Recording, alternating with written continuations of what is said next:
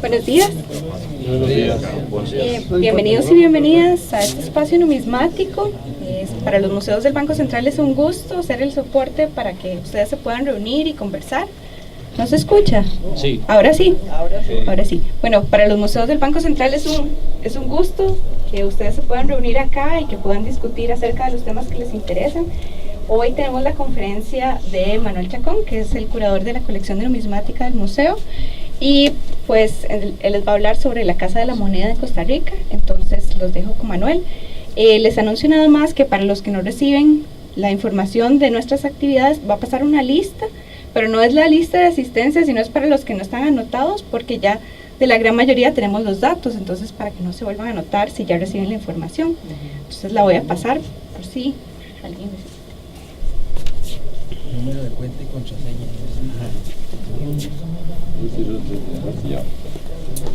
Bueno, buenos días. Como siempre, muchas gracias por asistir a esas actividades. Hoy, bueno, voy a hablarles de un tema que en realidad creo que muchos conocen, pero que como producto del libro que recientemente no, ya hace un tiempillo se había publicado, pues se hizo la presentación, pero yo nunca había dado la conferencia sobre el libro, esa es la realidad.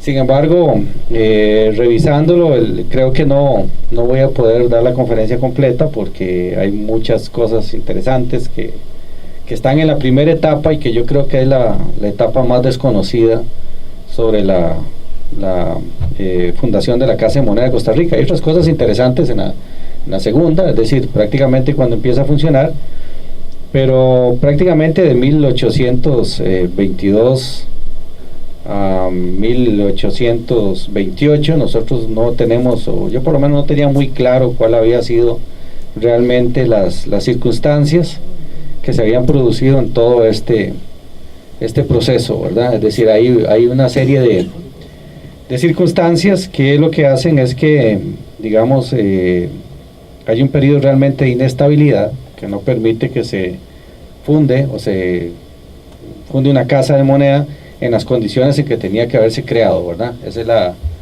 primera cuestión. La segunda es que nosotros definitivamente no podemos hablar de la Casa de Moneda de Costa Rica sin hablar de las otras casas de moneda centroamericanas. Es decir, no estábamos aislados, es decir, prácticamente cuando se funda la Casa de Moneda de Costa Rica, pues nosotros estamos durante el periodo de la República Federal Centroamericana. O sea, todos los primeros intentos de una casa están prácticamente en ese proceso. Entonces, bueno, vamos a ir viendo ahí poco a poco. Bueno, prácticamente el periodo de 1821-1824 es un periodo de transición a nivel político. Es decir, Costa Rica obtiene la independencia en 1821, ¿verdad? Obviamente aquí el acta de independencia llega en octubre y finalmente el 29 de octubre se decide declarar la independencia de digamos, tanto de España, ¿verdad?, como de Guatemala, ¿verdad?, en ese momento. Y se procede básicamente a estructurar o establecer, digamos, todas aquellas legislaciones necesarias para poder conformar y construir un Estado, ¿verdad?, que esa es la parte más compleja. Imagínense ustedes lo que es, bueno, ser provincia del Imperio Español, ¿verdad? No existe una idea de Costa Rica como la que existe actualmente, lo que existe son diferentes pueblos, en realidad, ¿verdad? Tenemos algunos principales, tenemos a Cartago, Alajuela, Heredia y San José, incluso Cartago era el más antiguo, ¿verdad? Y pues los otros prácticamente eran del siglo XVIII, ¿verdad? Y pues prácticamente lo que teníamos nosotros era una serie de gente, ¿verdad?, que se vieron, digamos, en un determinado momento con la idea de que tenían que unirse porque pertenecían a una provincia, ¿verdad? No era un país en realidad, era una provincia del imperio, y una provincia del imperio cuyos límites no estaban muy bien definidos todavía. Es decir, había unos límites que eran límites coloniales y que hacían, por ejemplo, que Costa Rica tuviera 5.000 kilómetros cuadrados más hacia la zona de Boca del Toro y toda esta zona, y todavía la frontera norte no estuviera definida. Imagínense que para nosotros la frontera con Panamá no fue definida sino hasta 1941, y la frontera con Nicaragua pues fue establecida en el Tratado de Cañas Jerez de 1858. Entonces, Todo eso, ¿verdad?, hacía que realmente, digamos, el proceso de más complejo era cómo ponerse de acuerdo para que pudiéramos establecer un Estado. Eso era lo primero, y por eso viene aquel famoso Pacto Social Fundamental Interino de Costa Rica, que es conocido como el Pacto Concordia, que es del 1 de diciembre de 1821, en que se establece un primer acuerdo apenas para empezar a gobernarse de una manera en que prácticamente es de una forma colegiada, es decir, lo que se hace para evitar las diferencias que hay entre los diferentes pueblos es que se establecen gobiernos colegiados, juntas superiores gubernativas, que algunas veces tienen 7 miembros, otras veces 5 miembros, todo depende de las circunstancias políticas. En el tema económico, ¿verdad?, prácticamente pues Costa Rica era una provincia que se considera la más alejada del territorio, ¿verdad?, del virreinato de la Nueva España, ¿verdad?, y del reino de Guatemala, pero aún así tenía un desarrollo económico ahí interesante, es decir, no podríamos decir ni compararlo con algunas otras provincias, pero tampoco podemos decir que eran escasísimamente pobres, ¿verdad?, todos absolutamente no, sino que había gente con una cierta capacidad económica y habían diferenciaciones sociales importantes, habían actividades económicas que algunas veces funcionaron muy bien, otras no, ¿verdad? Habíamos tenido el cacao que había venido prácticamente desde el siglo XVII y una parte del XVIII, después tuvimos el tabaco, sobre todo en la segunda mitad del XVIII, y entonces pues también había una actividad de crédito importante, etcétera, ¿verdad? No podemos decir que no había absolutamente moneda, es decir, lo que había era una escasez de moneda relativa, pero porque la moneda estaba concentrada en los grupos de mayor poder, y es definitivo que había otros que estaban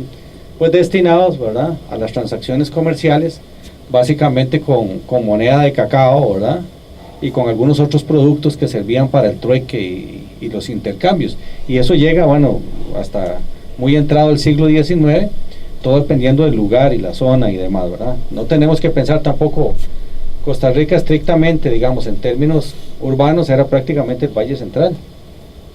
El resto eran de zonas, digamos, con mucho más baja densidad de población. Que quede claro, no son zonas vacías, porque también había población indígena, ¿verdad?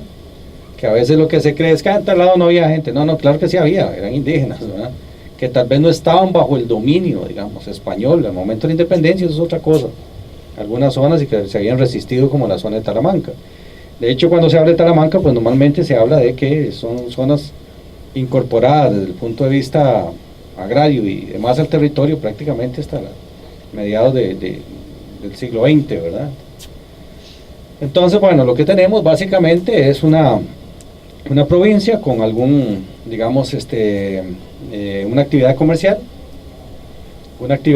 que es la que le permite que ingrese moneda de muy diferentes lugares, ¿verdad? Y por eso tenemos nosotros todavía, cuando vemos los resellos, vemos que hay monedas de todo lado, ¿verdad?, que vienen monedas del Perú, que vienen monedas de México, que hay monedas de Colombia, o sea que hay monedas de todo lado, y eso las que fueron reselladas. Y si nosotros vemos los decretos o las leyes que autorizan la circulación de moneda extranjera, vemos moneda española, moneda francesa, moneda chilena, moneda de los Estados Unidos, etcétera, ¿verdad? Es decir, la circulación monetaria es bastante heterogénea en el siglo XIX. Pero volviendo al periodo colonial y este periodo de transición, este periodo es un periodo bastante complejo, es decir, bastante difícil en términos de cómo finalmente vamos a estructurar, digamos, el gobierno. El primer jefe de Estado es hasta 1824, ¿verdad?, que va a ser Juan Mora Fernández. Pero en este proceso, la parte económica se tiene que seguir desarrollando, y entonces lo que tenemos nosotros es que al momento de la independencia tenemos la circulación de moneda de prácticamente toda América, ¿verdad?, porque es la que está autorizada. Y recordemos, ¿verdad?, que a diferencia de ahora, la moneda en ese tiempo valía por lo que pesaba en el metal en que estaba fabricada. Entonces, si la moneda era buena, se aceptaba para los intercambios. Una de las conexiones más importantes de Costa Rica siempre fue hacia el sur. Es decir, prácticamente durante todo el periodo colonial, Costa Rica mantuvo una importante conexión con Panamá, digamos, a nivel comercial, y de ahí provenía mucha moneda. No necesariamente moneda fabricada en Panamá, ¿verdad?, porque ya sabemos que la Casa de Moneda de Panamá funcionó prácticamente en la segunda mitad del siglo XVI, sino que eran un lugar comercial muy importante y por ahí o sea, pasaban muchas de las mercancías americanas y pues había moneda aquí, de todas partes. Entonces, Costa Rica siempre uno de sus principales, digamos, exportaciones comerciales fue hacia Panamá y de ahí provenía una gran cantidad de moneda. Llegados a la independencia no había nada diferente, ya desde 1821 habían estado entrando monedas desde Panamá, ¿verdad? Y se pretendía que fueran autorizadas para circular en Costa Rica. Entonces aquí tenemos prácticamente la primera moneda de Costa Rica. La primera moneda de Costa Rica es una moneda de Zacatecas con un resello de una corona, ¿verdad?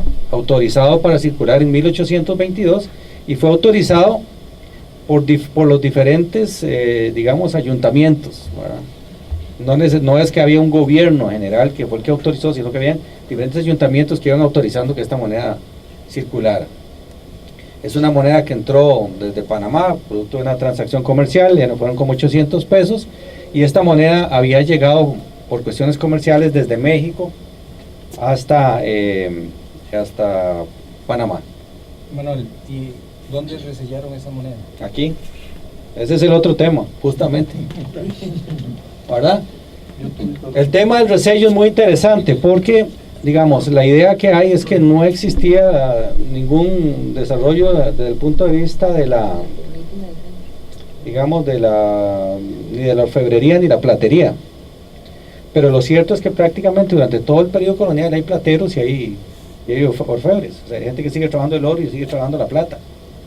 Y la costumbre de colocar una corona en las monedas, la costumbre de colocar una corona venía prácticamente de la legislación colonial cuando se hablaba de quintar la plata o quintar el oro.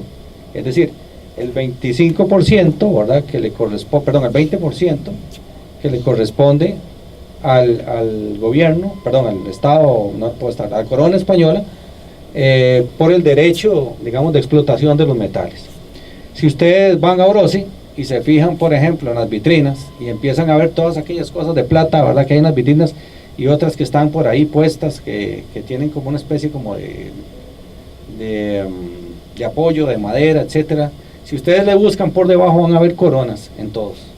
Y eso quiere decir que eso había pagado los derechos, ¿verdad?, que correspondían a la corona española. Pues esto lo que hicieron fue ponerle un quinto. Y así se llama, o sea, quintaron las monedas y no fue el gobierno español, sino fueron las autoridades, digamos, de Costa Rica, que lo hicieron básicamente para garantizar que la moneda que se estaba poniendo a circular era moneda de la misma calidad que era la moneda española, ¿verdad? El hecho que la moneda tuviera las efigies de los reyes y eso no garantizaba que la moneda fuera de buena calidad. Y de hecho en América, durante el periodo colonial, nosotros podemos encontrar monedas de muy diferentes calidades de metal. O sea, tenemos monedas, por ejemplo, de 9.05 hasta 9.17, por ejemplo, la mexicana, que es una moneda de una cantidad de plata mucho más alta que la del resto. Entonces, cuando nosotros vemos este resello, ¿verdad?, lo que nos damos cuenta es que todavía estamos arrastrando, digamos, un poco toda la costumbre colonial, ¿verdad?, que es un periodo de transición que nos lleva prácticamente hasta mediados del siglo XIX. Estas monedas fueron quintadas, y bueno, hay toda una legislación sobre eso, ¿verdad? Originalmente nosotros creíamos que estas monedas eran colombianas, pero bueno, ya encontraron una, que fue Carlos Jara, que la identificó, y esta, bueno, es una pieza, digamos, muy rara, de las cuales solo se conoce esta, no sabemos dónde está, lo sabemos por una fotografía, porque esta fue, digamos, subastada hace muchos años en de una colección antigua. Entonces, esta es prácticamente la primera moneda de Costa Rica, entonces no hay quite, y es un resello, ¿verdad? Ese es el tema. Lo otro es que siguió circulando la moneda colonial. Si vean ustedes hasta cuándo llegan las macuquinas. Ayer don José me decía, bueno, mira, es que qué raro que aquí muchas de las monedas son de tales fechas. Bueno, claro, hay una gran circulación de macuquina y probablemente, y depende de la circunstancia comercial de cada época, sí entraban una gran cantidad de monedas de un determinado tipo. Un aspecto muy importante es que la minería había empezado, o mejor dicho, la minería en realidad durante el periodo colonial no es que no existieran yacimientos mineros, existían pero no fueron explotados y no fueron encontrados sino hasta 1815, ¿verdad? Cuando se identifican los primeros yacimientos en los montes del Aguacate. ¿Qué quiere decir esto? Que se conocían otros yacimientos, ¿verdad? Pero que básicamente eran de aluvión, o sea, de río, pero que no eran lo suficientemente rentables como para ser explotados. Ahí donde la cosa empieza, digamos, a tener problemas, ¿verdad? Y nos dicen, bueno, es que no habían metales en el periodo colonial. No, claro que sí habían. Lo que pasa es que no era rentable la explotación, porque es muy caro, sobre todo por el proceso, ¿verdad? El elemento más caro, bueno, aparte de la tecnología, por supuesto, era el uso del mercurio para la amalgama, sobre todo el oro, ¿verdad? Y el mercurio era terriblemente caro. Imagínense que el mercurio había que traerlo de México y había un proceso de intermediación que iba encareciendo el mercurio hasta llegar aquí. O sea, en Guatemala era caro, en Honduras era un poco más caro, en Nicaragua era más caro y aquí era recaro. Entonces no valía la pena al final de cuentas, ¿verdad? Traer el mercurio, ¿verdad? Entonces bueno, ya para la década de 1820 pues había una explotación minera ya importante, ¿verdad?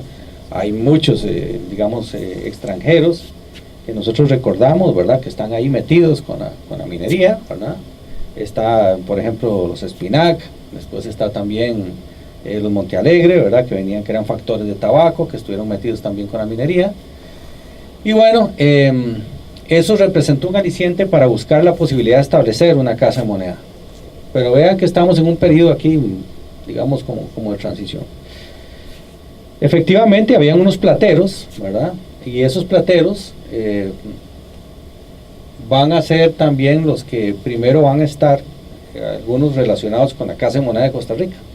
Y obviamente eran los que tenían más conocimiento sobre el manejo de los metales y la fabricación de punzones y demás, ¿verdad? Que fue lo que permitió este resello. Entre 1822 y 1823 hay algunas posibles acuñaciones de pruebas de monedas en un cuño artesanal en Cartago. Yo creo que esto todo lo hemos leído, ¿verdad? O sea que el documento que el que lo cita inicialmente es Gurrián, Raúl Gurrián, y que habla precisamente que se presentaron, digamos, a la Junta Gubernativa un par de medallas, ¿verdad? Que nosotros creemos que probablemente estaban relacionadas con medallas de jura y proclamación del gobierno de Iturbide. Costa Rica nunca juró, digamos, la adhesión al imperio de Iturbide en México, pero Cartago siempre estuvo a favor de la adhesión a México. Entonces, ahí hay todo un tema, ¿verdad? De que muy probablemente hubo esas posibles pruebas de monedas en un cuño artesanal y muy probablemente seguían siendo estos plateros los que estaban digamos, detrás de la parte, digamos, técnica de esta posible medalla. Bueno, el elemento aquí tal vez más importante es que nosotros en el año 1823 se constituyen las Provincias Unidas del Centro de América. Esto no era nada nuevo, esto estaba ya más o menos planteado desde el Acta de Independencia, ¿verdad? Que la idea era convocar unos delegados para ver qué se iba a hacer y pues el interés era seguir manteniendo una unidad política grande, ¿verdad? Que podría ser más fuerte en términos de establecer relaciones comerciales, en términos también de definición de fronteras y de protección y demás. Costa Rica no se integra a las Repúblicas Unidas del Centro de América sino hasta 1824. Sin embargo, las Repúblicas Unidas, la Asamblea Constituyente, decretó el 19 de marzo del 24 la primera ley de moneda, ¿verdad? Y prácticamente la primera ley de moneda dice: todas las monedas son iguales a las monedas que emitía el Imperio Español, excepto que les vamos a poner otras imágenes, ¿verdad? Y ya sabemos cómo son las monedas federales. Un árbol de ceiba por un lado y por el otro lado, ¿verdad? Unas montañas con un sol naciente en la moneda de plata y con un sol en el cenit en la moneda de oro, ¿verdad? Entonces, bueno, se aprueba un reglamento grande, ¿verdad? Con 8 incisos, que es el que, digamos, define cuáles van a ser las características de las monedas. Las Provincias Unidas del Centro de América, en el mes de noviembre, ya se constituye como la República Federal Centroamericana.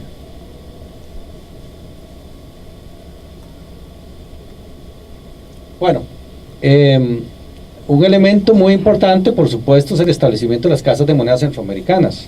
Bueno, aquí se dice normalmente, bueno, Costa Rica no tenía casa de moneda porque no tenía metales preciosos, ¿verdad? En el periodo colonial. Pero bueno, ya sabemos que con el descubrimiento de las minas ya teníamos los metales.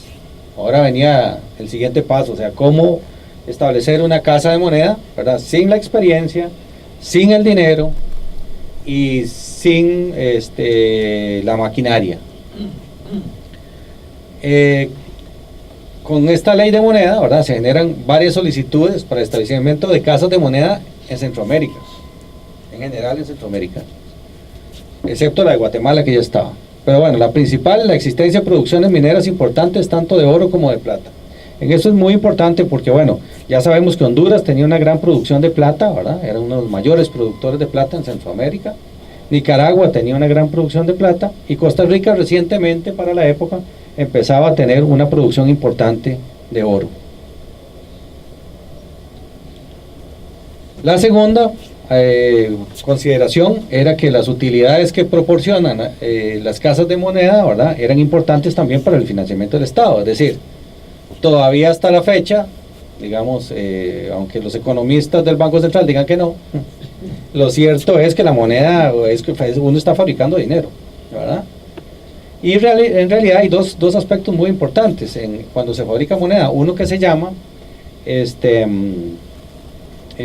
o mejor dicho, que es el costo de la fabricación, ¿verdad? Y otro que es la diferencia entre lo que cuesta fabricarla y el valor facial, que eso se llama el señoriaje. Entonces, el señoriaje es por el cual se pueden obtener las utilidades. Digamos, un billete de 50,000 colones, digamos que cuesta 13, 14, 15 centavos de dólar, y cuando usted lo pone a circular en la calle son como $80. Entonces, ¿hay ganancia o no hay ganancia? Okay.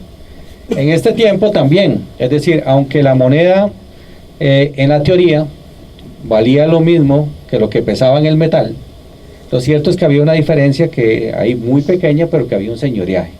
Entonces, ese señoriaje, ¿verdad?, es el que digamos, la casa de moneda va a recibir como utilidad.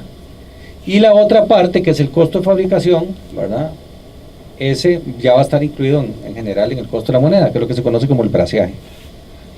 Entonces, bueno, las utilidades que proporcionaban, por supuesto, muy importantes. Y en ese sentido, en abril ya de 1824, Honduras solicita una autorización para establecer una casa de moneda en Tegucigalpa, la cual fue aprobada, digamos, basada precisamente en la gran riqueza de sus minas. Costa Rica hace lo mismo en mayo de 1824, con similares resultados. Se le aprueba, hay toda una discusión y el gobierno federal aprueba que Costa Rica establezca una casa de moneda, ¿verdad?, por los beneficios que tiene, por ser la provincia más al extremo, y bueno, porque es mejor eso a que los minerales sean exportados, que ese era el otro tema, ¿verdad? Muchos de los minerales estaban saliendo de contrabando hacia Jamaica. Entonces, bueno, había que también tener una forma de incentivar, ¿verdad?, a que el metal se quedara y circulara. Nicaragua hizo lo mismo en abril de 1825, pero fue rechazada la solicitud.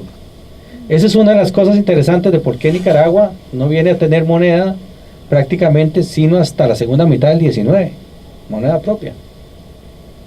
Está bien rechazado ya desde el principio y el establecimiento de una casa de moneda, y prácticamente que Nicaragua en esos periodos, hasta prácticamente, no me acuerdo si es la década de 1860, por ahí, lo que tiene es básicamente la circulación de monedas de muy diferentes lugares, y también pues alguna moneda que circuló, digamos, de manera casi como tipo privado.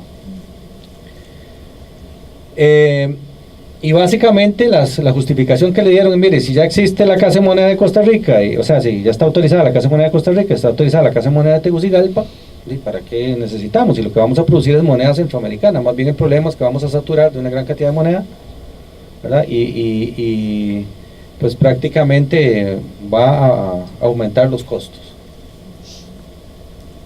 La Casa de Moneda de Guatemala había sido fundada desde 1733 con un gran avance de maquinaria y un gran avance técnico, y eso es solo verlo cuando vemos las monedas que produce Costa Rica, por ejemplo, en 1825, y las compara uno con las de Guatemala, o sea, nada que ver, ¿verdad? Bueno, hay una casa de moneda, que es la llamada Casa de Moneda Provisional Ingenio San José de los Horcones, ¿verdad? 1824-25, que es la famosa casa, aquella que está en Alajuela, que muchos conocemos, ¿verdad? Y que se funda básicamente en el contexto de la República Federal Centroamericana, pero no fue tan fácil el tema.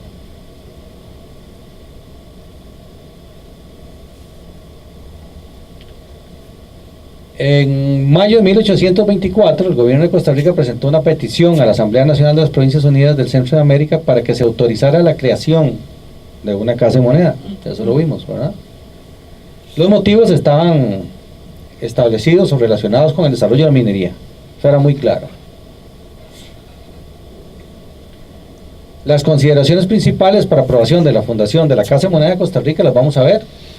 Que el progreso de las minas y la minería en Costa Rica exigía el establecimiento de una casa de moneda, que la posición geográfica del territorio, el llevar los metales a otro cuño como Tegucigalpa para su amonedación implicaría grandes riesgos y costos de transporte y el pago de derechos. Esto es un tema muy importante. O sea, la mayoría de las casas de moneda siempre se establecieron cerca de donde estaban las fuentes de metal, ¿verdad? Y hay que ver de ahí, la casa de moneda de Potosí, ¿dónde estaba? Bueno, ahí a la par del cerro, ¿verdad? En Potosí.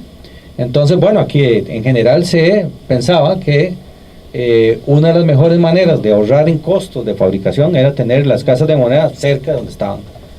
Esto nos dice a nosotros ahora por qué la casa de moneda en Alajuela también, ¿verdad?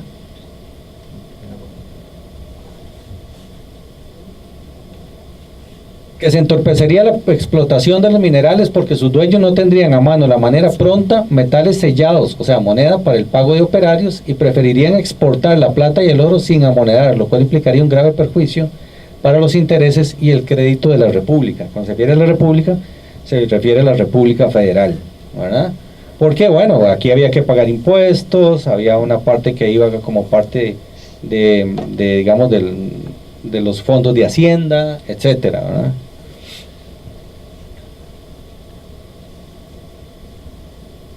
Bueno, pues ya desde abril de 1824, aún antes de que Costa Rica solicitara, digamos, este permiso a la República Federal para el establecimiento de la Casa de la Moneda, ya el gobierno había entrado digamos, en contacto con Richard Trevithick, ¿verdad?, para concretar una casa de moneda. Trevithick había desarrollado las máquinas de vapor, ¿verdad? Había estado en el Perú y venía... y vino a Costa Rica, precisamente se dice que un poco atraído por las posibilidades de la explotación minera. Es decir, habían minas, había mineros, habían posibilidades de explotación, pero no había, digamos, maquinaria. Entonces, él, después de haber desarrollado la máquina de vapor, pues la máquina de vapor le permitiría desarrollar también una mecanización de la explotación minera, y probablemente pensaba que eso era uno de los, digamos, elementos que le iba a permitir obtener una mayor rentabilidad de las minas. Entonces, bueno, entra en contacto en Costa Rica y se le propone también la creación de la Casa de Moneda. Entonces, no solo vio la posibilidad de invertir en la explotación minera, sino que también ofreció construir un trapiche grande para moler metales, ¿verdad? Por eso, ahora cuando veamos una imagen del álbum de Figueroa, en donde se observa, digamos, más o menos una recreación de lo que fue la Casa de los Horcones, vamos a ver en realidad una cosa parecida a un trapiche. Y eso es el trapiche, ¿verdad?, como los que conocemos por ejemplo, los ingenios de azúcar. Y traer también artesanos y materiales para levantar los trapiches y máquinas de vapor. O sea, esa era la idea. La idea era mejorar el sistema con que se procesaba el material aquí, que algunos dicen que se hacía en algunas minas incluso al estilo que se hacía los indígenas, no con los metales básicamente, sino pero con los alimentos. Es decir, tenían unas grandes piedras sobre las cuales molían el metal, ¿verdad?, con otra piedra, o sea, especie de metates con manos de moler. Vean que el contrato, ¿verdad?, que se había firmado en el 24, también se comprometía a proporcionar los elementos y máquinas necesarias para el establecimiento de un cuño, capaz de acuñar anualmente 1 millón de pesos en plata o 16 millones de pesos en oro, en moneda redonda, de los tamaños bajo el costo aproximado de 4.000 pesos.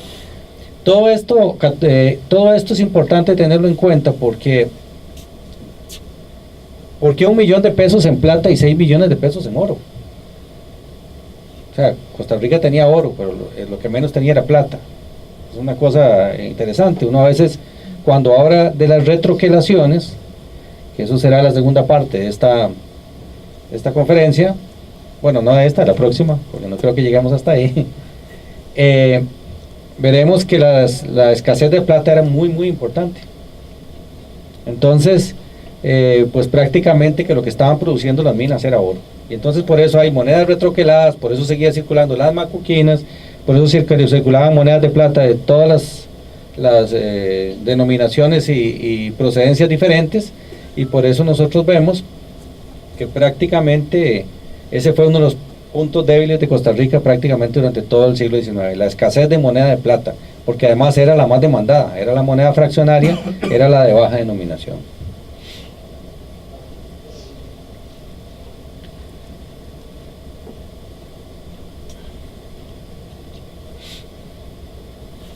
Se comprometía también a entrenar a una persona en el grabado de troqueles y a agenciar en el Perú el advenimiento de un grabador.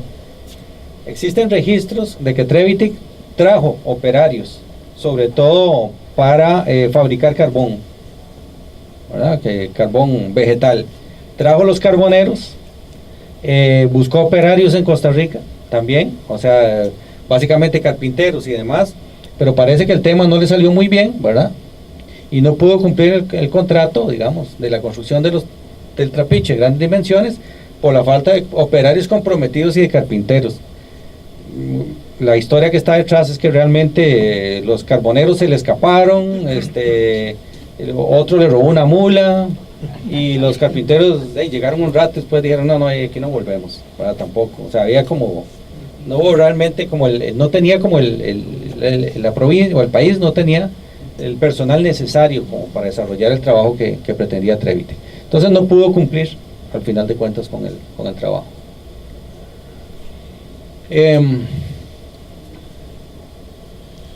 Igual sigue el tema, ¿verdad? Entonces el jefe político superior le manifiesta al Congreso que para establecer a la mayor brevedad la casa de moneda en el Estado y mientras se lleva al efecto el contrato celebrado el 22 de abril, que es el contrato que se hizo con Trevithick, ¿verdad? Se acepte la oferta de Mateo Urandurraga de formar una maquinaria provisional que supliera esta necesidad. Urandurraga ya le había propuesto un año antes establecer una casa de moneda al gobierno, pero no le dieron, digamos, importancia a la solicitud porque él era ciudadano español. Entonces lo que se le dijo fue, bueno, hasta que usted sea costarricense, nosotros entramos con usted en una negociación para que establezca una casa de moneda. Al final, él adopta la ciudadanía, digamos, costarricense, y entonces ahora sí, ¿verdad? Se le da la oportunidad de que, digamos, se establezca esta casa de moneda. Aquí quiero hacer un paréntesis y es por lo siguiente: la casa de moneda de los Orcones no era del gobierno, era concesionada, y así fueron prácticamente todos los intentos por establecer una casa de moneda, por lo menos hasta 1828. El tema aquí también, que es también un punto, digamos, importante, es el tema del financiamiento. O sea, prácticamente estos financiamientos los estaban dando básicamente quienes optaban por aceptar el proyecto.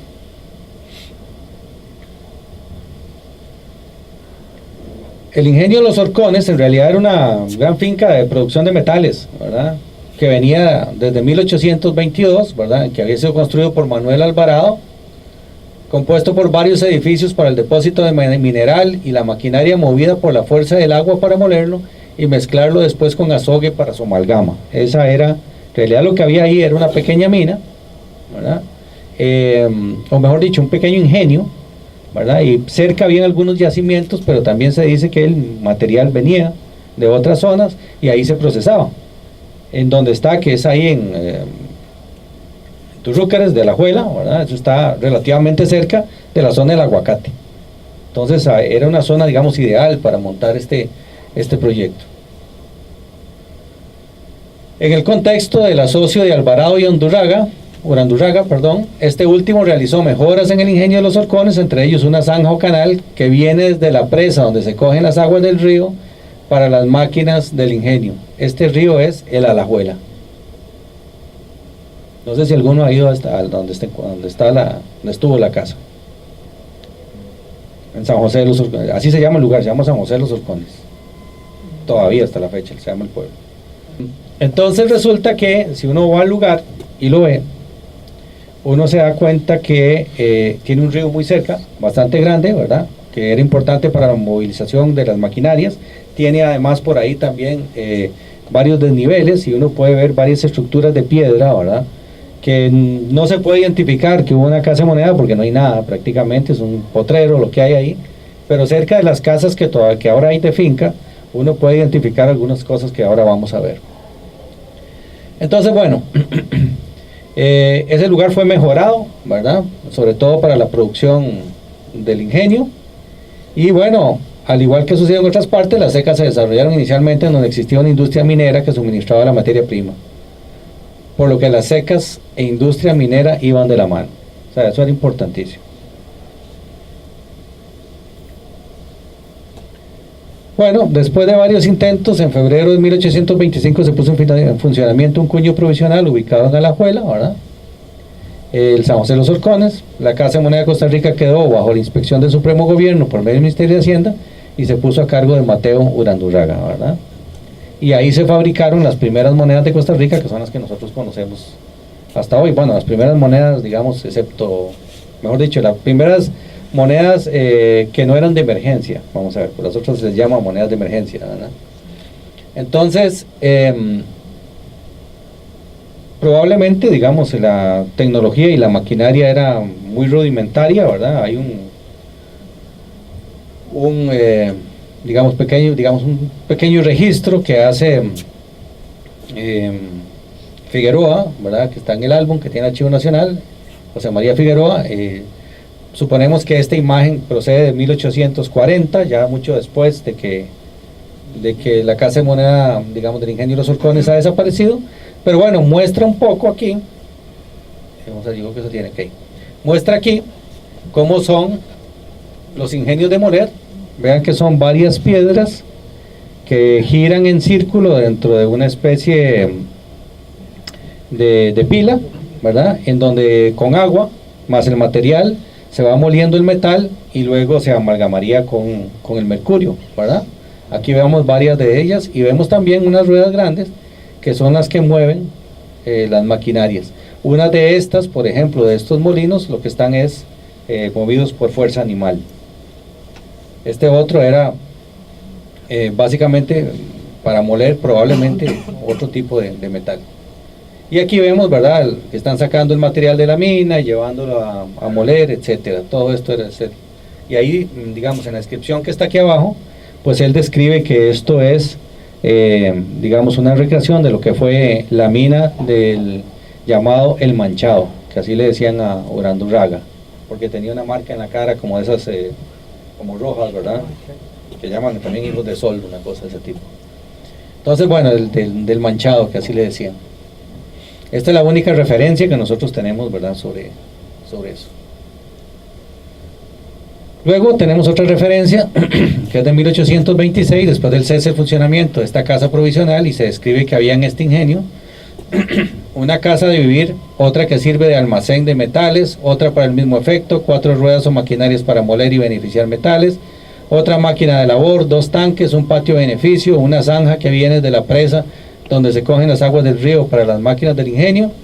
Después de un alto puestas las casas del este a oeste, y para concluir más máquinas de beneficios y fundiciones y viviendas de operario y administradores a la orilla del río. Cuando uno lee esto, uno dice, bueno, cuando uno lee esto dice, bueno, pero aquí no habla nada de maquinaria de la Casa de Moneda, pero esto a nosotros nos da una idea porque hay un lugar de fundición. Probablemente las maquinarias no quedaron porque las maquinarias eran de elementos importantes, ¿verdad? Y bueno, lo que queda son las estructuras. Con ese precisamente descripción fue que nosotros fuimos en 2 ocasiones a la Casa de Moneda, una por allá en el año 2002, por ahí, si mal no recuerdo, y la otra hace unos 4 o 5 años, y encontramos algunos restos como estos. Estos son unas grandes piedras que nosotros creemos que son del fondo de la pila, porque si ustedes ven tienen unas líneas estriadas, ¿verdad? Como algo que va girando en círculo, ¿verdad? Sobre ellos y lo va marcando, ¿verdad? Y esta piedra que está aquí, que son las que creemos que son las piedras encadenadas que colgaban, digamos, de los timones y que giraban sobre la pila, que es igual a la que nosotros tenemos arriba, ¿verdad?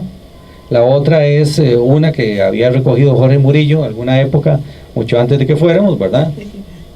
Yo no tuve nada que ver con la piedra, ¿verdad? Y estas son las que son iguales a las que están arriba.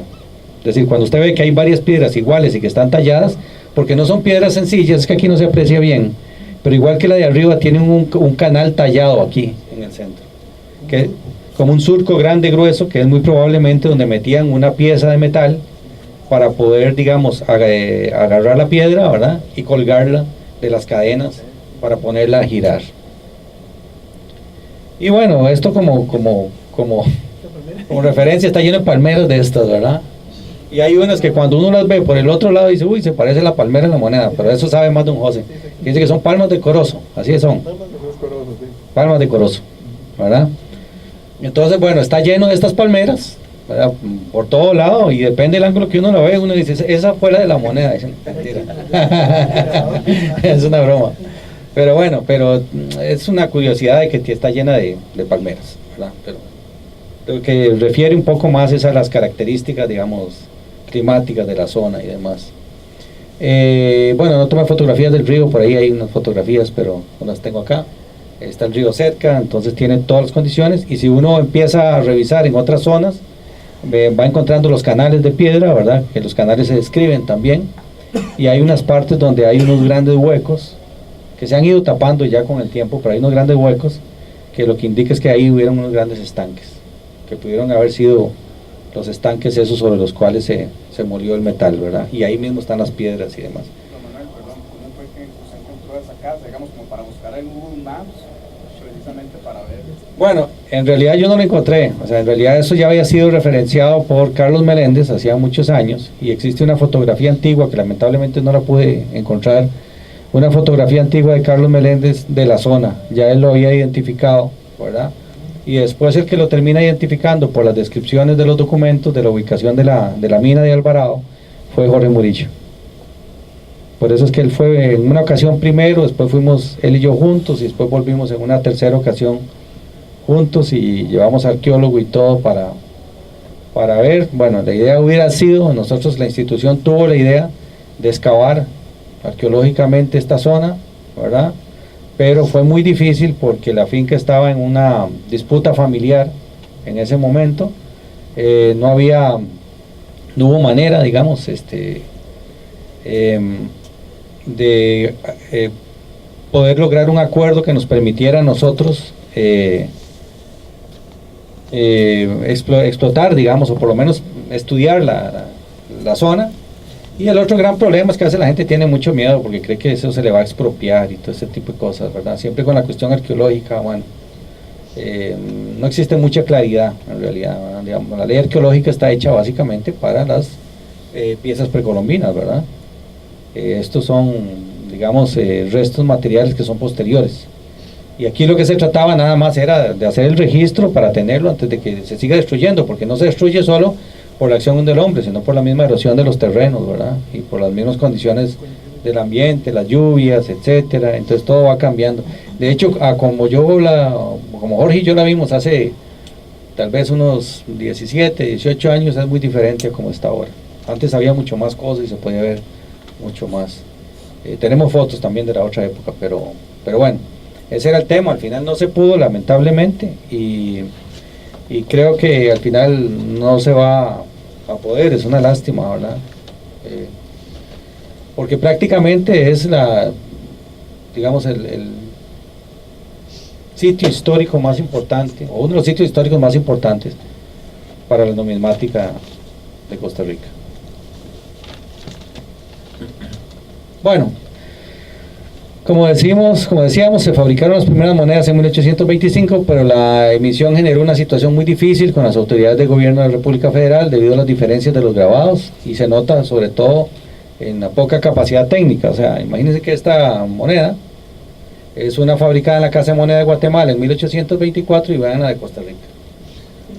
Y bueno, se supone que para que haya una unidad económica tiene que haber también, digamos, una unidad monetaria, y por lo tanto, para que eso sea realmente una moneda que circule en una región o en un estado federal, las monedas deberían tener más o menos las mismas características, ¿verdad? Si no, eso le quita, digamos, la capacidad de circulación. Y bueno, hay otro elemento que es el que ustedes sabían ya, bueno, el tema de los símbolos, ¿verdad? El de la palmera contra una ceiba, etcétera, todo eso, digamos, generó una serie de problemas. Lo mismo estaba pasando en la Casa de Moneda de Honduras. Vean las monedas de plata de la Casa de Moneda de Honduras. No, tampoco, o sea, la moneda de Tegucigalpa, era muy diferente también a la moneda federal. Si ustedes ven la moneda federal, esta moneda es yo no me acuerdo si esta es creo que de 2 reales, es muy muy diferente a la moneda de 2 reales de la Federación. Entonces, bueno, todo eso provocó, digamos, que el gobierno federal tomara la decisión de prácticamente decir, bueno, que se suspendan las acuñaciones, tanto en la Casa de Moneda de los Horcones como en la Tegucigalpa, hasta que se tengan las matrices y permita que las monedas que se acuñen sean iguales a las que se acuñan en Guatemala. Eso no había mucho que hacer. Y entonces, bueno, a partir de ahí empieza una segunda etapa para el establecimiento de una Casa de Moneda en Costa Rica. En 1825, como decíamos, empieza precisamente las gestiones para establecer una nueva Casa de Moneda, pero con mejoras técnicas y de personal, ¿verdad? Eso no había duda, ¿verdad? Urandurraga era minero, podía ser ensayador, pero definitivamente no era grabador, ¿verdad? No sabemos quién grabó eso, ¿verdad? Que conste, pero que claramente era grabado a mano, o sea, tampoco había capacidad tecnológica. El 8 de octubre de 1825 llegó al puerto de Punta Arenas una maquinaria para la acuñación de monedas importada por Charles Patridge, procedente del Perú. Bueno, aquí quise poner una fotografía de la Casa de Moneda de Lima, ¿verdad? Que si algún día viajan, esa Casa de Moneda es muy bonita y tiene un museo también muy interesante. En diciembre, el gobierno entonces estableció un contrato con el señor Patridge, ¿verdad? Quien se comprometió a traer de Estados Unidos un ensayador, los operarios y los materiales para el cuño, ¿verdad? Amonedaría oro y plata a cambio de una remuneración de 2,5% de todo lo que se acuñara. Vean que esta Casa de Moneda propuesta es también una Casa de Moneda provisional, no provisional, perdón, una Casa de Moneda concesionada, ¿verdad? Parecido a la forma en como fue concesionada la Casa de Moneda de los Horcones. En noviembre ya el Poder Ejecutivo había comunicado a la Asamblea Constitucional que se había hecho la propuesta de venta del cuño completo por la suma de 14,500 pesos pagaderos en 3 tractos. El 19 de noviembre de 1825 la Asamblea Constitucional consideró que la adquisición de la maquinaria de acuñación y el establecimiento de una Casa de Moneda eran importantes para la riqueza y la prosperidad, y finalmente se autoriza al gobierno a exigir un empréstito, y vamos a ver, ya tiene la palabra, o sea, exigir y luego un empréstito, yo le pondría forzoso, ¿verdad?, por 24,000 pesos para la compra de maquinaria como para el rescate de metales a 100 personas en proporción con sus caudales.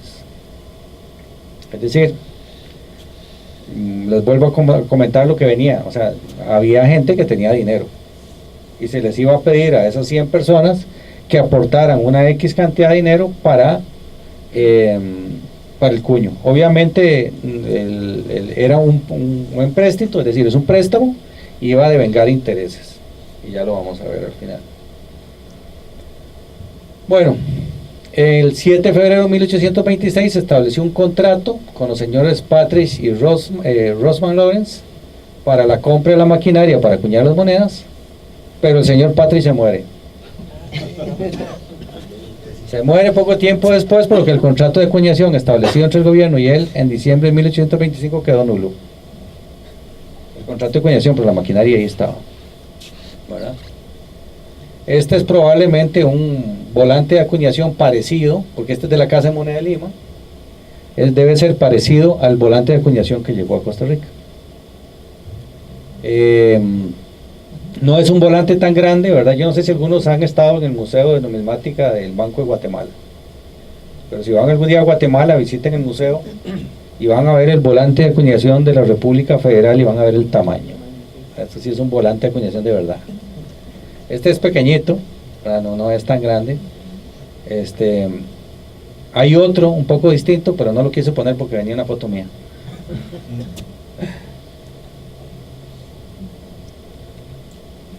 Este fue otro intento por parte del gobierno para concesionar el proyecto. Bueno, al final falló, ¿verdad? Sin embargo, todo iba apuntando a la necesidad de establecer un cuño de propiedad y totalmente administrado por el Estado.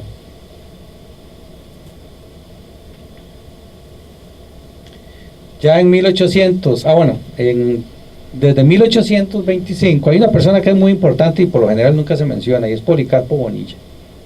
Policarpo Bonilla, ¿verdad? Estaba en Guatemala y entonces fue como el contacto también para el gobierno de Costa Rica, para ir iniciando también los contactos con la Casa de la Moneda de Guatemala, a ver qué se podía hacer en términos de mejorar primero las acuñaciones. Entonces inicialmente en el 25 se le había encargado a Policarpo Bonilla que trajera unos troqueles, o que mandara a producir unos troqueles en Guatemala, y después él es el que se encarga de hacer, digamos, todos los trámites para que se autorice en Guatemala la posibilidad de que se forme tanto a Félix Mora como grabador, como a José María, como ensayador, como a José María Mora como grabador, ¿verdad? Entonces, bueno, en 1826 se van a enviar como aprendices a la Casa de Moneda de Guatemala Félix Mora y José Mora para aprender el oficio de ensayo y grabador respectivamente. En cuanto al empréstito para la compra de la maquinaria, ya en 1827 se derogó el decreto del 23 de noviembre del 25 y se reglamentó lo referente a la forma en que cada pueblo elegiría a los prestamistas. Recibirían por este préstamo un 6% anual de intereses por el tiempo que tardara el gobierno en cancelar sus deudas. Aquí, digamos, lo fundamental es que el préstamo no era solo para comprar la máquina, sino también para comprar el material de acuñación, sino con qué se iba a comprar, y el gobierno no tenía, digamos, el material. Para 1828 ya estaban capacitados Félix Mora como ensayador y José Mora como grabador. Aquí hay una cosa rarísima, por eso lo podemos ver en la próxima conferencia, y es que José Mora retarda mucho su regreso a Costa Rica y finalmente muere de camino. Por eso es que todo el proceso ese de la República Federal Centroamericana, los troqueles de Costa Rica nunca fueron grabados en Costa Rica, fueron grabados en Guatemala, fueron grabados por Casildo España, ¿verdad? Y por su asistente. Y entonces hay una cantidad de gestiones y una cantidad de van y vienen de la formación de grabadores durante ese periodo, hasta que viene el último señor, que es de apellido Ortiz, ¿verdad? Que es el que llega ya prácticamente en el año 38, eso lo veríamos después. Y que creemos que probablemente ese es el que hace algunas modificaciones en troqueles para acuñar del 38 más o menos al 41. En la Casa de Moneda de Guatemala se fabricaron las matrices y los troqueles que utilizaría Costa Rica cuando inicia sus acuñaciones en 1829. Félix Mora, digamos, llevó a Costa Rica también copias de las ordenanzas de la Casa de Moneda que regía en Guatemala para poder establecer la de Costa Rica. Cuando nosotros vemos las ordenanzas de la Casa de Moneda de Guatemala, vemos que la reglamentación con la cual se estableció la Casa de Moneda de Costa Rica fue muy similar, porque se siguió prácticamente la misma estructura, claro, con muchísimo menos de personal. Y bueno, esta es la moneda que se acuña ya en 1829, ¿verdad? Que se acuña con fecha 1828, que es como se trajeron los troqueles. Prácticamente las acuñaciones empezaron en febrero del 29 y aquí empieza otra historia. Y yo quedo aquí porque ya nos llevamos la hora en esta primera parte. Bueno, muchísimas gracias. Yo no sé si tienen alguna pregunta, ¿verdad?, sobre este tema. Don Manuel, bueno, yo creo que usted también lo había tocado en otra conferencia sobre moneda, pero digamos que un minero que tenía mucho oro llega y lo vende a otro país, ¿con qué le pagaban? Con monedas de los otros países. Pero con unas cuantas monedillas, digamos, es que yo me refiero así, toneladas de oro se iban y... Es que no eran tanto, es decir, en realidad las producciones de oro son grandes, pero son grandes cuando uno las suma a lo largo del proceso. En otra tal vez yo puedo traer algo de referencia, porque el que ha calculado un poco la cantidad de oro exportado era José Luis Vega Carballo, ¿verdad? Y también don Jorge León también ha calculado, y hay otro cálculo de, se me olvida este otro señor, bueno, hay otro historiador, bueno, Ginesta, pero hay otro también, Araya Pochet. Carlos Araya Pochet también calcula las cantidades de oro. Realmente es bastante, pero no son tan como tantas, es decir, no se exportaban como esas toneladas, ¿verdad? Incluso hay una cosa muy interesante, porque durante el periodo de la Federación, uno de los mayores problemas es también la exportación de las monedas de oro. Entonces, se fabricaban, no sé, 5.000, 6.000 monedas de oro, y por ahí aparecía alguien pidiendo permiso para exportar 2.000. Lo que aquí no he tocado es tal vez la institución más importante creada para el establecimiento de la Casa de Moneda. Por eso quiero tocar en la próxima conferencia, y es la Casa de Rescates. Las casas de rescates son las instituciones que son el contacto entre el minero y la Casa de Moneda. Son los que están encargados de comprar el material al minero, son las instituciones que están encargadas de dar el financiamiento al minero, y son las que están encargadas también de pagar al minero con moneda de oro acuñada por la Casa de Moneda. Las casas de moneda son, digamos, las casas de rescate son importantísimas y existen prácticamente en todos los centros en donde hay casas de acuñación. Está la Casa de Rescates. Y la Casa de Rescates también es parte, digamos, o está, mejor dicho, bajo la supervisión de lo que se conoce como el intendente, ¿verdad? Hay un intendente que supervisa la Casa de Moneda y que supervisa también la Casa de Rescates. Probablemente la Casa de Rescates, para mí, fue fundamental el establecerla, y hay algo muy interesante. La Casa de Rescates de Costa Rica tiene como 2 periodos también. Hay un primer periodo que se establece la Casa de Rescates una Casa de Rescates en 1824, pero no está muy claro todo el funcionamiento de esa Casa de Rescates. Pero hay otra que se establece también en 1828, que es la Casa de Rescates que va a soportar, digamos, las compras de materiales y el financiamiento de la Casa de Moneda de Costa Rica. La Casa de Rescates es también un ente financiero, y ese es otro tema también totalmente aparte, porque existe toda una estructura financiera a partir de ahí, sobre todo para la minería. Pero por eso eran tan importantes los empréstitos, porque no había forma de obtener el dinero. O sea, para poder arrancar la Casa de Rescates, es decir, habían dos grandes inversiones. La primera, la inversión en infraestructura y tecnología para construir la Casa de Moneda, y la segunda, la disponibilidad de capital para empezar a financiar la minería, y a la vez para empezar a pagar las entregas de metal por parte de los mineros. Y hay todo un sistema ahí de ¿cómo se llama?, de equivalencias, de cuánto entrega, cuánto se lo recibo, a cuánto le doy en moneda acuñada y todo, y ahí se va viendo, y uno puede ver, digamos, por ejemplo, las utilidades de la Casa de Moneda, gracias también al trabajo de la Casa de Rescates. Y la Casa de Rescates es muy importante porque ahí están los ensayadores. El metal, el primero en recibir el metal y revisarlo es la Casa de Rescates. Es decir, no puedes recibir cualquier metal sin tener que ensayarlo para saber de qué calidad de oro estamos hablando. Eso es lo que dice la moneda, 21 kilos. Exacto. Que dice en este caso, bueno, eso es ya la fabricación. Pero normalmente, digamos, si es oro de aluvión, si es una moneda de 8 euros, dice Basi. Si es oro de aluvión, Si es oro de aluvión, por lo general, o sea, si es oro del río, por lo general vendrá en una concentración muy alta de oro, una pequeña concentración de plata y otra concentración de cobre. Es decir, más o menos del 95% en una pepita de oro es oro, y el otro son otros materiales, digamos, que se van agregando ahí en el proceso ese de formación de la pepita, ¿verdad? Esas pepitas normalmente se forman por un desprendimiento, digamos, de material de la montaña, cae al río, y por efecto, digamos, del agua y el proceso de rodamiento, ahí se van agregando los materiales y se forma la pepita, ¿verdad? Hay pepitas muy diferentes, están las que son de aluvión, las que están en el río, y otras que se forman a la salida cuando los ríos caen al mar. Si ustedes van al Museo del Oro aquí, van a ver pepitas de los dos tipos. Van a ver una que es como porosa, rugosa, ¿verdad? Esa es, digamos, de la isla del Caño, son las que se forman al final, a la salida, digamos, del río, ¿verdad? Y las otras que son más sólidas, más fuertes, ¿verdad?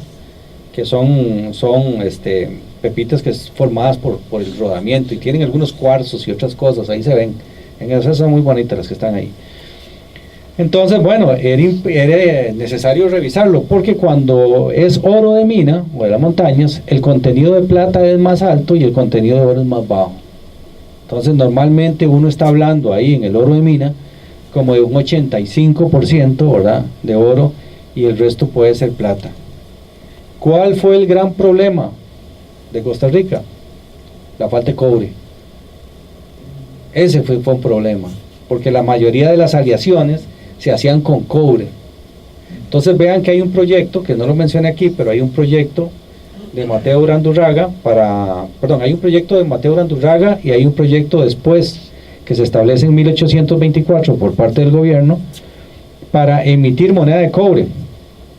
Era un proyecto un poco, digámoslo así, descabellado, porque lo que intentaba era sustituir una gran cantidad mejor dicho, producir moneda de cobre para que funcionara como la moneda de plata. Es decir, monedas de cobre, por ejemplo, equivalentes a 2 reales o a 1 real de plata, ¿verdad? Eso no tenía mucho sentido, ¿verdad? Sobre todo porque el cobre siempre se ha utilizado en muy bajas denominaciones. Vean que Costa Rica tiene monedas de cobre o cuproníquel, por ejemplo, que son monedas pequeñitas, como la de 1/4 de centavo, ¿verdad?, o la de 1 centavo, que eran como para atender las cosas más menudas, ¿verdad? Y ese proyecto fracasó también porque había que traer el cobre, había que importar el cobre, entonces, bueno, era también un gran problema, además de que la relación no era como la conveniente, ¿verdad? Eso lo que iba a provocar era un descrédito de la moneda, más bien, es decir, nadie iba a querer usarla, y la moneda lo que iba a hacer era perder más valor, y la gente iba a seguir más bien con el proceso podía más bien escasearse más la moneda de plata, por lo que se conoce como la ley de Gresham, ¿verdad?, que dice que cuando en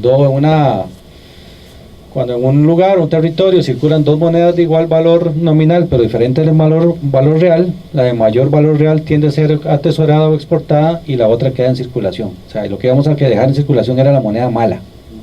Esa era la relación.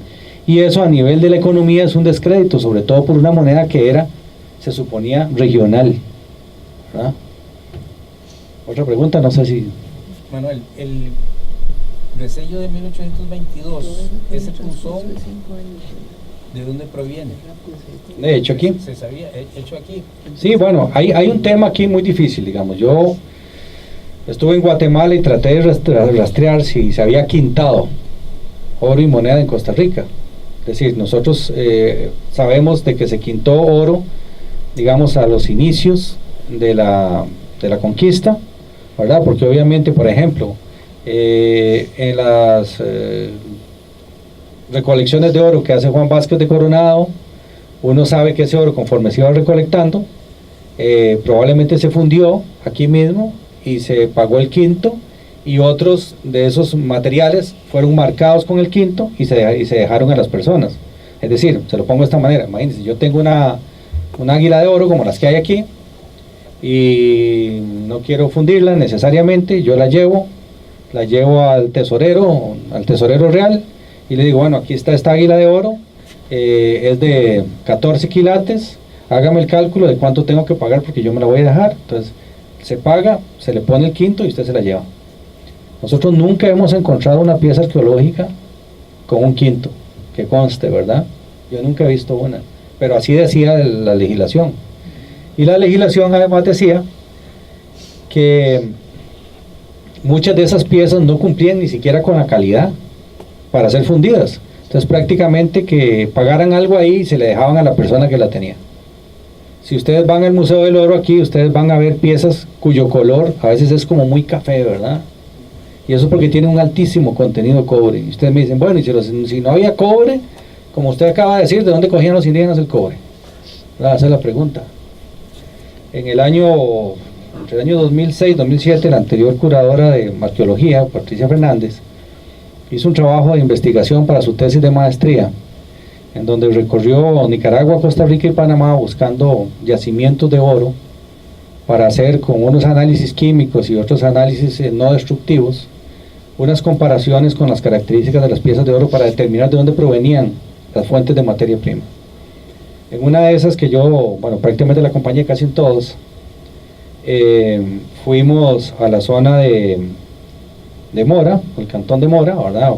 Bueno, prácticamente casi en Puriscal, y ahí llegamos a un lugar donde preguntamos que si alguien sabía de la existencia de cobre nativo, y nos dijo un señor, bueno, yo conozco un lugar donde de la montaña nacen las láminas de cobre. Yo me quedé así como un poco, ¿verdad?, escéptico, y me dijo, vamos para que las vean. Llegamos a un lugar que había un pequeño cañón de un río pequeño ahí, y ahí en la parte superior me dijo, es allá arriba, y me subí a ver qué era lo que había, y empecé a escarbar un poco, y empecé a sacar unas láminas de cobre de este tamaño. ¿Y de qué grueso? No, es una lámina muy delgada, como menos que una, casi como un poquito más grueso que un papel aluminio, ¿verdad? También bastante frágil, pero muy grandes, y las sacábamos grandes. Incluso con esas se hicieron varios experimentos, se trabajó con ese cobre, etcétera. Y bueno,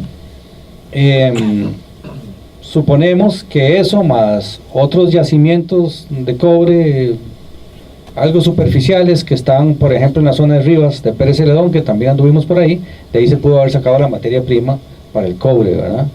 Porque realmente, digamos, las piezas son bastante pequeñas y no requieren, ¿verdad?, de muchas cantidades. El tema es que todavía lo del cobre sigue siendo un poco misterio, ¿verdad? Puede haberse traído también de otras regiones, de otros lugares, pudieron haber traído piezas hechas de otras zonas, ¿verdad? Y haberse fundido y haberse utilizado el cobre. Bueno, en fin, hay muchas posibilidades realmente con el tema del cobre. Entonces, bueno, eso es para decirles que los quintos, a pesar de todo lo que revisé, no encontramos en ninguna parte que se haya quintado necesariamente en Costa Rica. La plata quintada que existe, ¿verdad?, por ejemplo en Orosi, y digamos con lo que son objetos religiosos coloniales, básicamente los punzones son guatemaltecos, y se sabe que son guatemaltecos. Y hemos comparado esos punzones con el que vimos al principio, y ninguno es parecido siquiera. Entonces suponemos que ese sí fue un punzón que se fabricó específicamente para hacer ese resello. Sí, señor. Y una pregunta, en estas casas de la moneda provisionales que llegaron a existir, ¿se conoce cuánta moneda llegó a acuñarse en estos sitios? En realidad se habla en algunos casos en las cantidades en pesos, pero digamos a ciencia cierta básicamente lo que tenemos es la información de cuando se rescatan, o sea, cuánta cantidad se rescató en pesos. Lo que pasa es que el rescate que se hace de la moneda, es decir, que el rescate es cuando el gobierno le pide que todos los que tengan esa moneda la lleven, ¿verdad?, y se les va a cambiar por moneda de la que sí tiene, digamos, las características que debe tener. Se acusó al ensayador, a Félix Mora, de haberle hecho un fraude a la hacienda, porque las recibió por un valor mayor que lo que tenían las monedas. Entonces, bueno, se puede hacer un cálculo aproximado como de cuánto había, pero también hay que tener en cuenta que muchas probablemente se perdieron, otras probablemente se fundieron a nivel privado, otras, unas cuantas llegaron hasta el presente, ¿verdad?, que son como 5, y hay algunas que, si yo me la topo, seguro me dan un infarto, que es una moneda de 8 reales de la Palmera, perdón, de 8 escudos de la Palmera. O sea, había monedas de 8 escudos de esa palmera. O sea, imagínense ver una moneda de ese tamaño. Lo otro es que antes de que se emitiera la moneda de la palmera, se hicieron unas pruebas en febrero de 1825, que son unas pruebas que eran de Richard Stuart y que ahora son de Andy Lustig, ¿verdad? Que son bastante feitas, ¿verdad? Más que esta otra, que siempre han estado en discusión, ¿verdad? Un poco si esas monedas son o no del cuño y los horcones, pero que tienen las características que decía la ley, ¿verdad? Hay toda una discusión sobre eso, pero bueno, en todo caso, esas monedas anteriores no fueron aprobadas, porque ni siquiera estaban denominaciones iguales a la moneda que establecía la República Federal. Hablaba de pesos cuando en realidad son escudos, ¿verdad? Y se dice prácticamente que la moneda de los horcones es una acuñación de mayo de 1825. Otra pregunta, don José. Para el comentario. Sí, claro, adelante.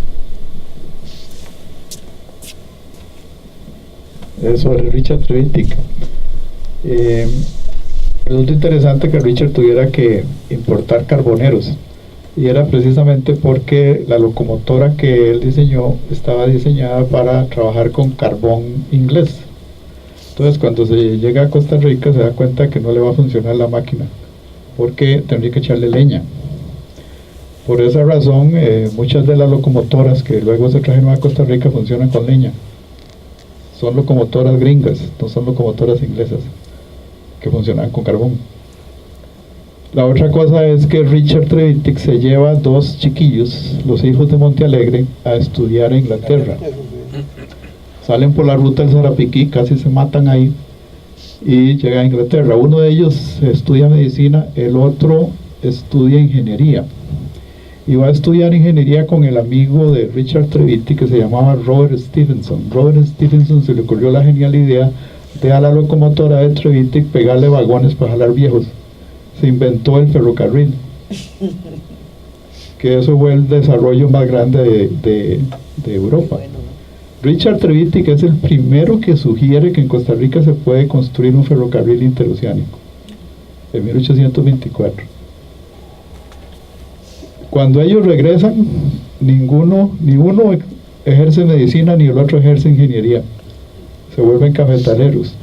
Imagínense ustedes lo que hubiera significado para Costa Rica si el ingeniero hubiera aplicado sus conocimientos para hacer el primer ferrocarril de Costa Rica.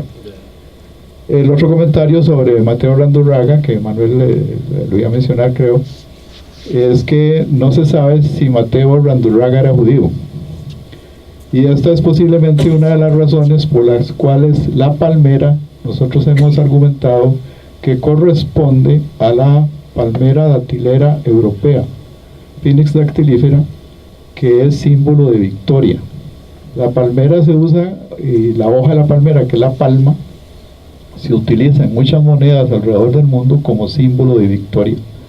De hecho, ahora que viene Semana Santa, cuando Jesucristo entra a Jerusalén, lo aclaman con ramas de palma, para significar victoria. Entonces, probablemente el significado de la palmera, dudo que sea, nosotros sugerimos también que podía haber sido una especie local como el corozo, pero probablemente hubiera sido muy cursi incluir una palmera local, y incluyeron una palmera que era reconocida a nivel internacional. El otro argumento que Guatemala se opuso era que ellos decían que había que poner un árbol nada más, y el argumento fue si la palmera era árbol o no. ¿Qué dicen ustedes? ¿La palmera es árbol o no? Sí, es un árbol. Y el que le respondió directo fue don José Juan Mora Fernández. Don Juan Mora Fernández seguro sabía botánica porque estaba en lo correcto. Muchas gracias, don José. Y bueno, ahí como les digo, sobre estos temas, bueno, hay muchas cosas para hablar para rato, ¿verdad? Creo que hay una digamos,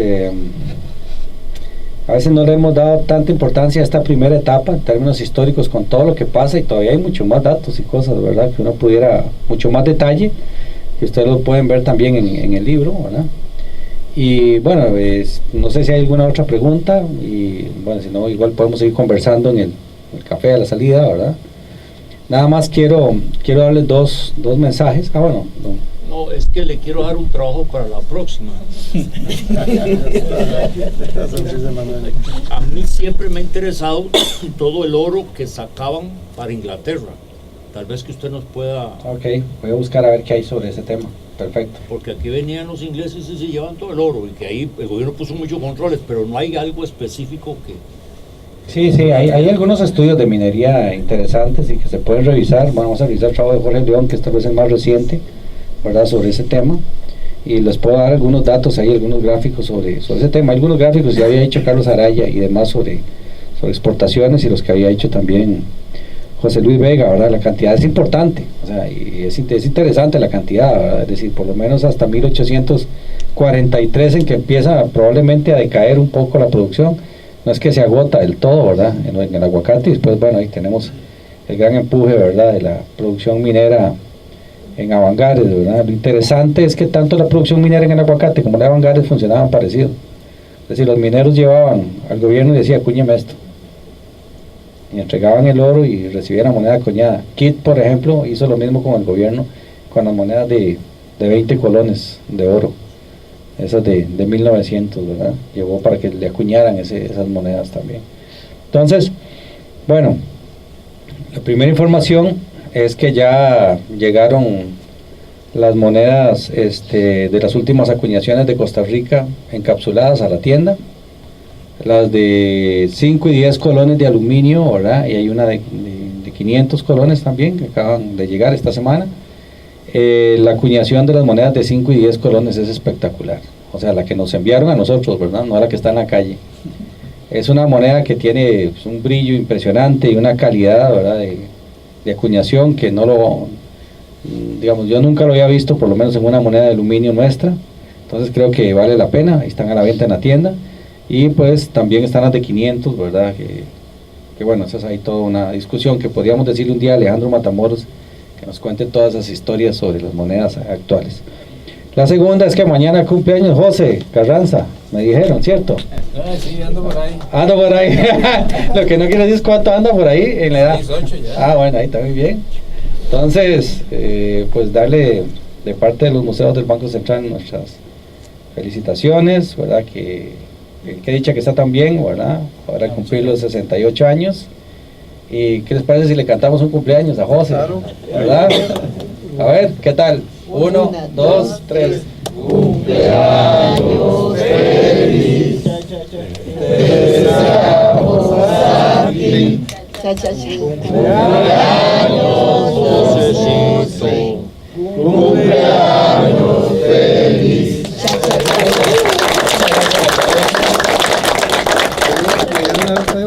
Bueno, y quiero... Dice José que ahora va por el kick. ¿Y quién no va a invitar a la torta chilena? Bueno, quiero agradecerles a todos la presencia acá. Espero que pues, les haya gustado esta pequeña exposición. Vamos a hacer una segunda parte para la parte que corresponde ya de cuando se establece la Casa de Moneda y empieza a trabajar a partir de 1829 y hasta 1839. Yo hubiera querido incluirla aquí, pero realmente era mucha información y quería como rescatar esta, que es la que no conocemos tantísimo, ¿verdad? Todavía tenemos que hablar de todo lo que estaba pasando realmente a nivel político, ¿verdad? Y que fue lo que permitió que la Casa de Moneda de Costa Rica avanzara, digamos, con cierta independencia y a la vez relación con la República Federal Centroamericana. Entonces, bueno, que tengan buenos días y los invitamos a pasar el primer nivel, ¿verdad? Sí. Muchas gracias. Primer nivel. Qué